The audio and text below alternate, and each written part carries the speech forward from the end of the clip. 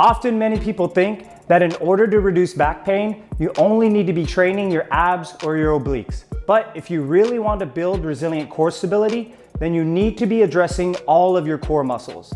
My name is Dr. Mike, and I'm a physical therapist providing tips on how to build strength and longevity with your body. In today's video, I'm going to teach you how to correctly perform the one essential exercise that will help you strengthen the most important lower back muscles when it comes to reducing your risk for injury.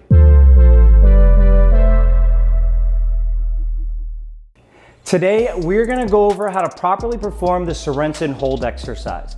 This particular exercise is going to target the multifidus and erectors that are located deep in your lower back, which will provide stability for each of the spinal segments. Learning how to strengthen these muscles will not only allow your spine to handle extreme loads, but will further reduce your stress in the lower back. You can start off by utilizing a glute ham development machine. If you don't have access to one of these in your gyms, don't worry, because towards the end of this video, I'll give you an alternative that will target the same muscles without requiring any machines. Now to begin, you will step onto the machine with your body in a prone position with your head facing towards the ground.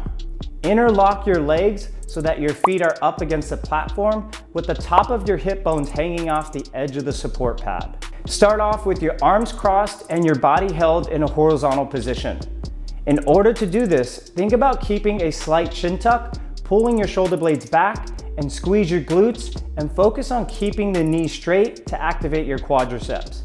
If you're new to this exercise, you can practice performing 2 to 3 reps for anywhere between 10 to 30 second holds in this position. Now you want to focus on not holding your breath and maintaining an isometric contraction of the lower back, the glutes, and the hamstrings to prevent your body from swaying or moving too much. Once you develop a good foundation in your posterior chain and you're able to successfully perform up to 30-second holds for at least 3 sets, you can then progress the exercise by adding in some eccentrics and concentrics.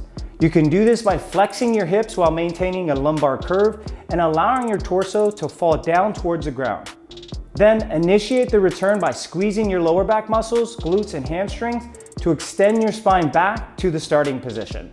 You can play around with various arm positions, starting off with the easiest with your arms crossed to the hardest with your arms overhead. To build optimal muscle endurance, you can perform 3 to 4 sets of between 15 to 20 repetitions. Now, if you don't have access to a glute ham development machine, you can also perform an alternative exercise by using the Superman hold on the ground. You can start by lying prone on the ground with your head facing down and your arms at your side. Just as mentioned in the Sorensen hold, you will initiate the movement by keeping a slight chin tuck, pulling your shoulder blades back, squeezing your glutes and your quads in an attempt to get your sternum off the ground. With this exercise, you'll feel all of the muscles of the posterior chain and your lower back muscles working really hard. You can perform 2 to 3 sets for anywhere between 10 to 30 second holds in this position.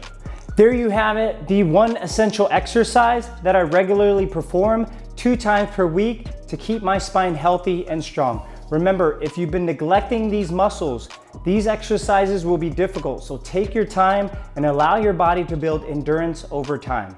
Now, if you enjoyed this video, you can support me by giving this video a like, subscribe to the channel, and please feel free to share with me any topics you'd like for me to cover in my future videos.